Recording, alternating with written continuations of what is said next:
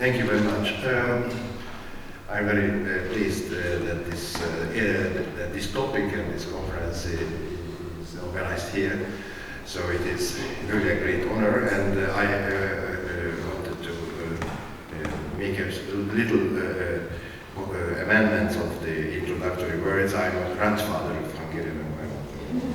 So, okay, going back to the first presentation, which wants to provide a framework of everything. So I decided to refer to many interesting documents and authors, and to make to show my vision via their activities.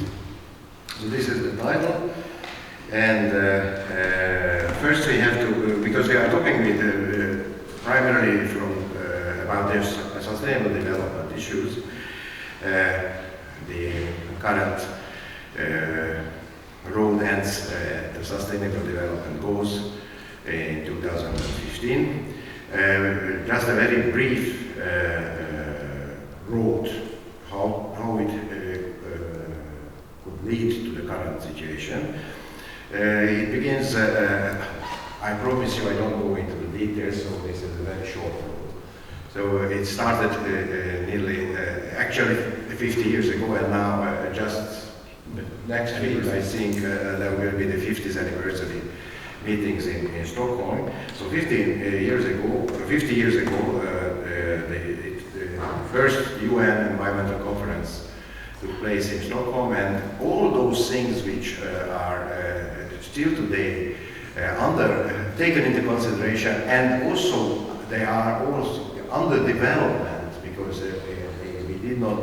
we cannot say that we accomplished all those goals and principles, started there.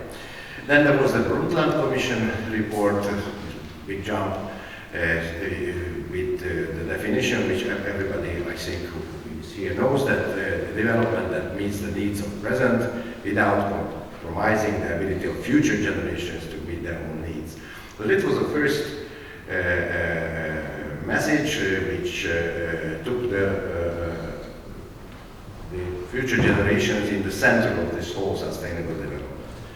Then we might talk about the Rio principles. It is written here, I don't want to read it. And the question is that it speaks about these future generations issues, also about the human rights concepts, which we could already hear from your rector. And then, in my mind, that was a very important study commissioned by the UN, the legal expert group, some years later in 1995, discussing what might be the legal content of sustainable development. And among others, they mentioned that the right to a healthy environment provides a focus to guide the integration of environment and development is sustainable where it advances or realizes the right to a healthy environment.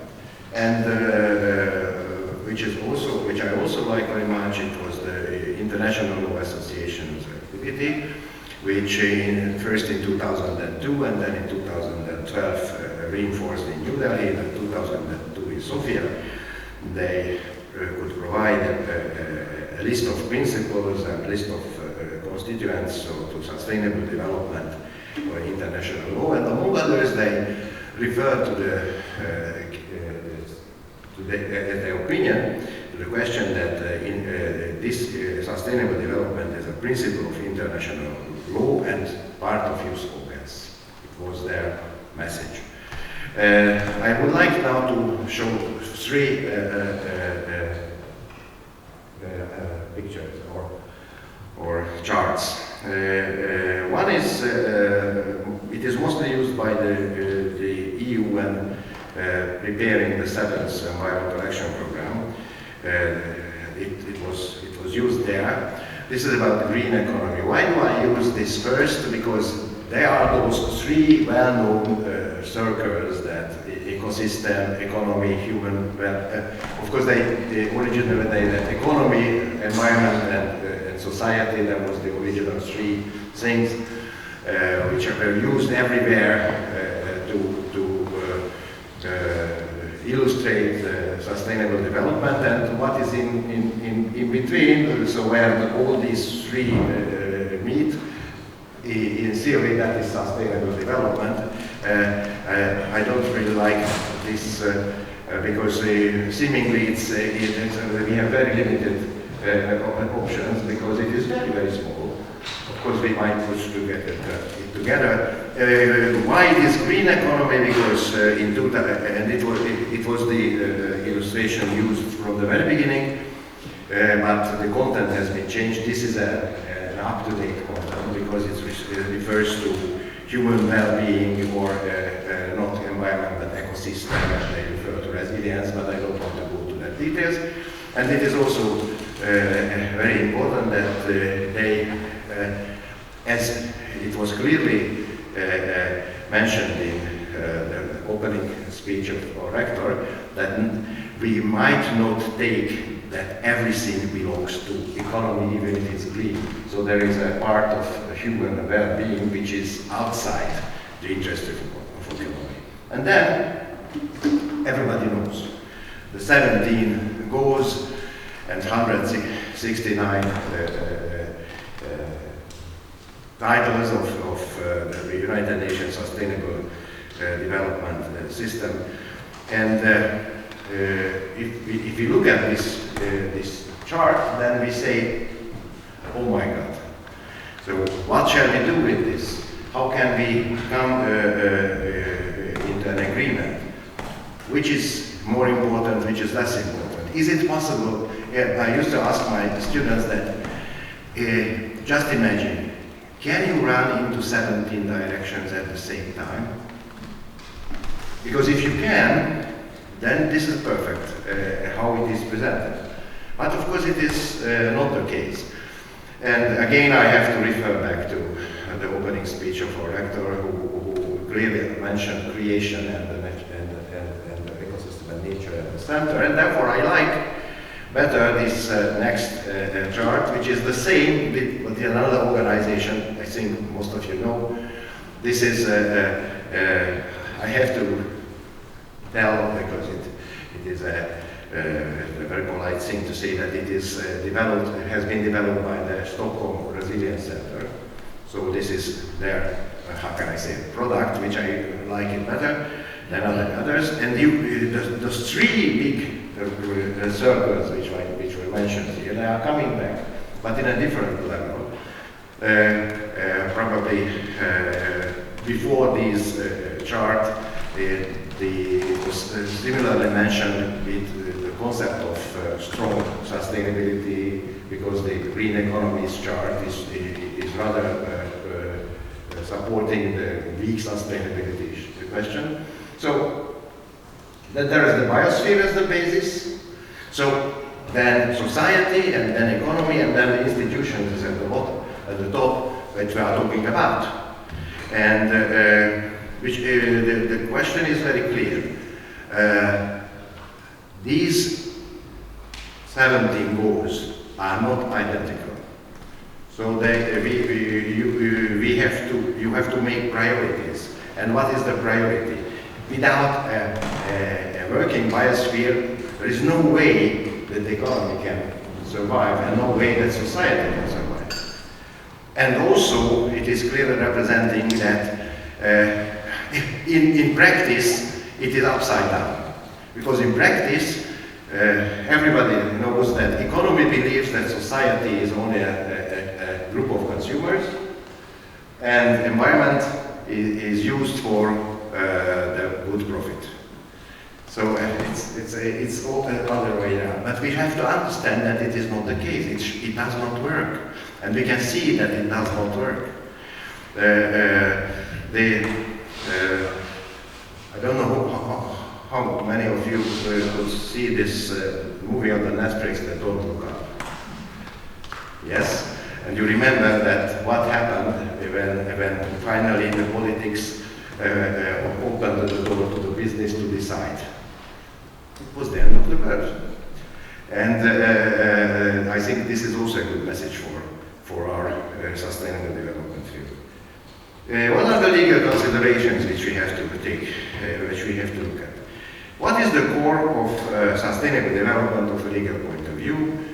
Of course, it's quite clear, the two generational equities, intergenerational and intragenerational equity multiplied with integration. This is quite clear, everybody speaks about that. Besides, it is also generally accepted that the right of future generation plus the right to environment, then public participation is also there, the cooperation and cooperative instruments, it has also been mentioned before earlier. What integration really means, I just quote in September it is the 25th, we have anniversaries always. The 25th anniversary of the Gyula case in the International Court of Justice says that this need to reconcile economic development with protection of the environment is aptly expressed in the concept of sustainable development, so integration. Precautionary principle, which means scientific uncertainty, and which many still believe that it is a limit to innovation, which is absolutely not the case. Subsidiarity and good governance. So these are all those things which primarily belong to the legal considerations. Then let's also talk about something on the moral side. And now I also quote the documents of the Catholic Church. We are in a Catholic university. Please forgive me and allow me to be so on that side. More than 50 years ago, as you can see, in Populorum Progressio, it was mentioned that we are not just promoting human well-being, we are also furthering man's spiritual and moral development, and hence we are benefiting the whole human race. What is human race? I think it is not a question that human race covers the future generations at the same time. Then it is the 100th anniversary, another anniversary of the Rerum Novarum, that is the Centesimus Annus, and then as you can see, I don't quote everything, instead of carrying out his role, I mean, his role is our role, that means, as a cooperator with God in the work of creation, so humans, man set himself up in the place of God. So we really believe that we are God, and thus ends up provoking a rebellion on the part of nature, which is more tyrannized than governed by him. Humanity today must be conscious of its duties and obligations, that is Vincent Rector, towards future generations. The ecumenical patriarch and Saint John Paul II, whose portrait is over there, in Venice Declaration in 2002 together says that respect for creation stems from respect for human life and dignity. It was also we mentioned human dignity is may not be taken into consideration without these issues. We have not been entrusted with unlimited power over creation. We are only stewards of the common heritage. And then Benedict, Caritas in Veritate, when he underlines that the overemphasis of rights ends up as a question that we forget obligations. My favorite, again another quote, the way humanity treats the environment influences the way it treats itself and vice versa. So if we are not taking care of the environment, we are not taking care of ourselves and not taking care of our future generations. And finally, Laudato Si, Pope Francis, which is the only one environmental encyclical. All the others are just partly dealing with environmental issues. But again, simply stating, we are not God. Of course, humans do not like to understand this. Most of the people clearly believes that each and every individual is a god, but it does not work. And mutual responsibility, they are talking about common good, and the question is that simply to state, it's no longer enough then simply to state that we should be concerned for future generations. We need to see that what it is at stake, it is our dignity. So it's not, let's go about other also. Whether we should talk about the rights of our future generations or youth of today. I just mentioned some authors, and because of the time is flying, I don't want to go too much into the details, but Professor Gosselman, who is a German professor teaching in New Zealand, say that it's very clear that if you want to, because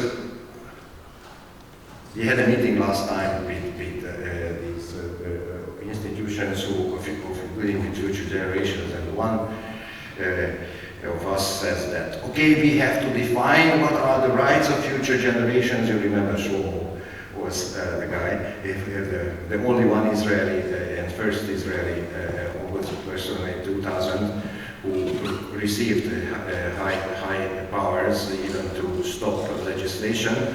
No wonder that the whole office was ended by his term. Too much power is not necessarily useful. Okay, sorry. So we should not, why should we try to define what are the roles of and the rights of the future? And then we have studies that what the future will demand. No, we have to limit ourselves. We must have our obligations, and Bosselman says that for principal reasons we are unable to determine that the needs of future generations. And then I mentioned I go now to the UN. Probably you know that 2013 there was a report of the Secretary General on this kind of future generation problems and the institutions which are available. And then it is very nice.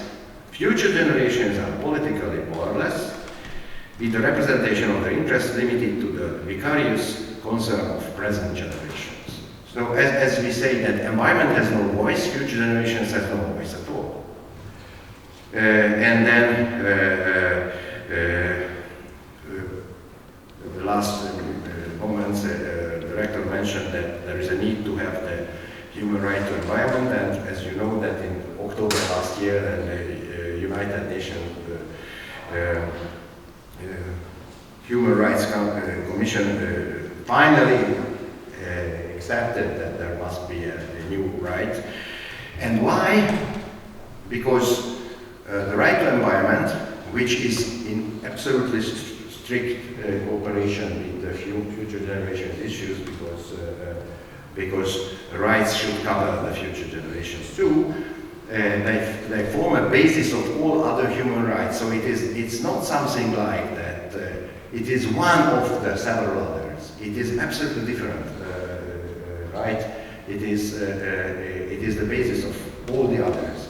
Also, in his separate opinion, very much 25 years ago, mentioned the same. I might refer to the Hungarian Constitutional Court, that what are those issues which should be taken into consideration, the three options which should be given to the future generations. Why do I like it?